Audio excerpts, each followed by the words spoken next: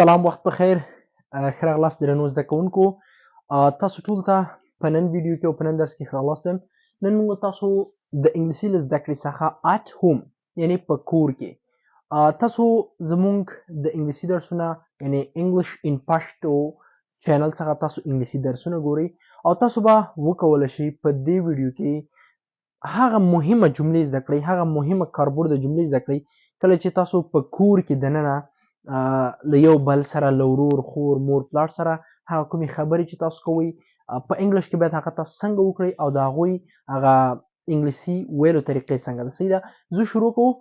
کوم کسان چې زموږ په چینل کې نوي دي د هغوی څخه زموږ غوښتنه ده چې راسي چینل در سره سبسکرایب او د نورو ویډیوګانو لپاره زموږ سره پاتې سي. صحیح ده، زه درس شروع کوم. at home په کور کې هغه کوم ډیر جملې دي چې ډیر کارول کېږي. ما تاسو ته 15 دانې لیکلي دي چې واقعا ډیر کارېدونکي دي. نمبر 1، please clean up your room. please لطفاً پاک کړه your room خپل اتاق دی. صحیح سو، please clean up your room لطفاً خپل اتاق دی پاک کړه. راځئ چې دومره جمله ووایو چې دا څه ده. it's time for dinner یعنی وخت د ماښام د غذا ده. it's time for dinner مطلب دا ده چې د ماښام د ډوډۍ وخت ده. صحیح سو، مثلا ته اتاق ته راځې، ورور دې په یو اتاق کې ناست ده، هلته ډوډۍ تیاره ده، ته راځې ورته وایې hey احمد it's time for dinner. ای احمده راځه د ماښام ډوډۍ وخت ده. صحیح سو، نو دا تر ټولو کارېدونکې جمله ده. نمبر 3، don't forget to turn off the lights. don't forget له یاده مه باسه یا هم مه هېروه to turn off the lights چې برقونه په عام اصطلاح مړه کړي یا هم چې برقونه خاموش کړي، یعنې له یاده مه باسه چې برقونه خاموش کړي. صحیح سو، ته راځې ویده کېږې او هلته د ورور ناست ده، لا په انټرنیټ کې یا هم په نورو موضوعاتو باندې مصروف ده، نو لایټونه برق لګېدلی ده، ته بیا ورته وایې hey brother don't forget to turn off the lights، یعنې له یاده مه باسه چې ګروپونه چې کړي بیا خاموش کړي. اما که ته چیرې مثلا نوی اتاق ته راننوځې، ته کولی شې همداسې ووایې turn on the lights، صرف همدومره وایې په خپل ورور غږ وکړې hey احمد turn on the lights، ګروپونه ولګوه یا هم ورته turn off the lights. صحیح سو، نو په دې turn off ګل کولو معنا ورکوي، turn on روشن کولو معنا ورکوي. یا هم که تاسو چیرې په داسې نورو ماشینونو باندې لیدلي وي نو په هغه پاور بټن باندې کله دا روشن کیږي، یو د آف خاموش کول ته او آن روشن کول ته. صحیح سو، نو don't forget to turn off the lights له یاده مه باسه یا هم مه هېروه چې ګروپونه خاموش کړي. نمبر 4، can you help me with this؟ ته د خپل ورور یا پلار یا خور څخه د مرستې غوښتنه کوي، کار کوي سخت ده درته نه شي کولی، نو ته ورته can you help me with this؟ ایا را سره مرسته په دې کې کوی شئ؟ صحیح سو، can you help me with this؟ په دې کې را سره مرسته کوی شئ. نمبر 5، I need to do some homework.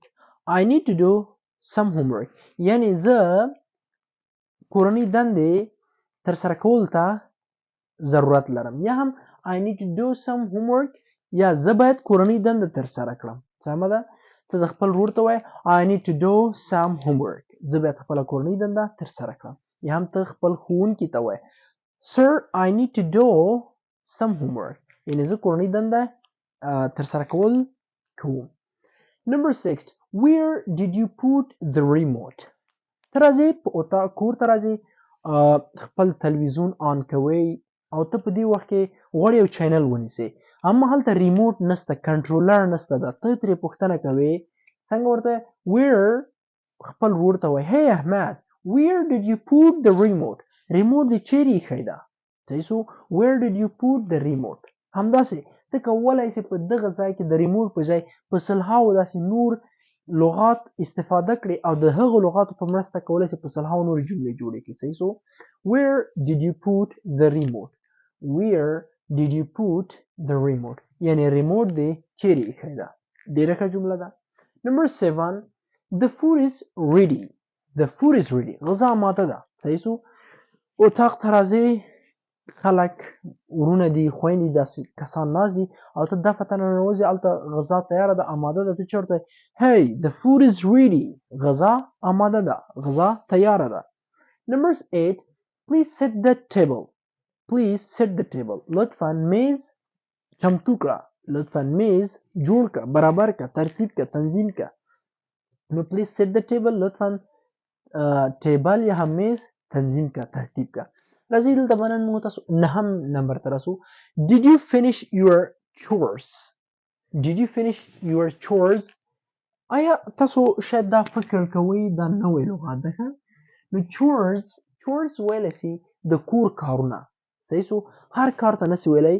غالبا زه تاسو ته دا وویشم chores مثلا د کور کارونه دي هر هغه څه چې په که هغه د جامو وینځل وي، که هغه د پیالو وینځل وي، که هغه مثلا جارو کول وي، که هغه مثلا رنګمالي کول وي، دې ته ویلی سي د کور کارونو ته په انګلیش کې chores ویلی سي.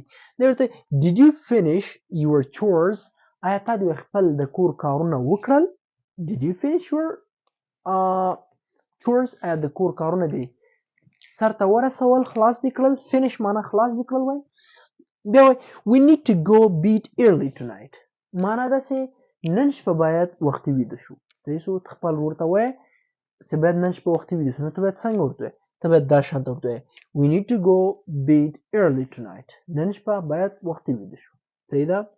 Number 11 please wash your hands before eating. Please لطفا مهرباني وکړئ wash your hands خپل لاسونه ومینځه before eating مخکې د غذا څخه، مخکې د خوراک څخه خپل لاسونه پرېمینځه. Please wash your hands before eating مخکې له غذا خوړلو خپل لاسونه پرېمینځئ. Number 12 can you take out the trash? Can you take out the trash? آیا کولی شي کثافت ده آیا کولی شي کثافات بیرون واچوي؟ take out معنا ښکل. صحیح سو؟ take out. صحیح سو؟ مثلا ته take out the table یعنی میز بیرون وباسه. take out بیرون ویستلو ته وایي. صحیح سو؟ نو دی ورته can you take out the trash؟ او trash ویلی سي سطل زباله سي ورته وایي یا هم د کثافاتو سطل ته هغه ته په انګلیش کې وایي trash. نو دی ورته can you take out the trash؟ آیا کثافات بیرون ویستلی شي؟ صحیح ده؟ دا ډیره مهمه جمله او ډیر کاریدونکې ده. 13 don't make too much noise. Don't make too much noise. ډیر شور غالمغال مه جوړو. صحیح ده؟ نو noise معنا ده غالمغال یا هم شور سر و صدا. دی ورته don't make too much noise. ډیر شور سر و صدا مه جوړو. 14 نمبر it's time to wake up. It's time to wake up یعنی د ویښېدلو د بیدارېدلو وخت ده. wake up معمولا کله چې یو څوک ویده شي او بیا وروسته د ویده کېدو راجګېدلو ته دې ته وایي wake up بیدارېدل راپاڅېدل.